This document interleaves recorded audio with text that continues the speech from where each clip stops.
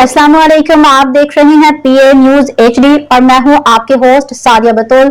शामिल करते हैं आज की अहम खबरें। रिपोर्ट पेश करते हैं मियां नदीम से।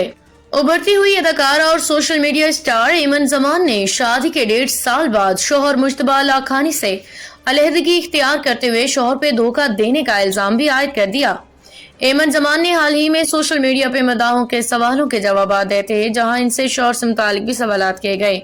बाज मदाहों ने उनसे पूछा कि वो बताएं कि क्या उन्होंने अपने शौहर से वाकई अलहदगी इख्तियार कर ली है या नहीं। इस पे एमन जमान ने जवाब दिया कि यह सच है कि उनके दरमियान अलहदगी हो चुकी है और ये वो मज़कूरा मामले पे बात नहीं करना चाहती। एक मदाह ने उनसे पूछा कि क्या वो बता सकती हैं कि क्या वाकई हासिल होने के बाद लोग बदल जाते हैं।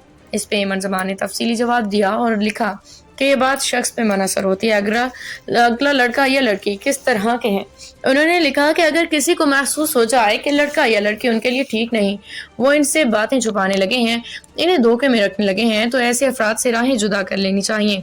एमन जमान ने लिखा, जो शख्स किसी को चाहता है वो कभी अपनी मोहब्बत को धोखा नहीं देता और अपनी मोहब्बत को रोने नहीं देता, उनकी आंखों में आंसू नहीं आने देता, वो मोहब्बत को खोने से डरता है और वो कभी धोखा नहीं देता। न्यूज स्टूडियो से अब तक के लिए इतना ही। मजीद खबरों और अपडेट्स के लिए देखते रहिए पीए न्यूज एचडी।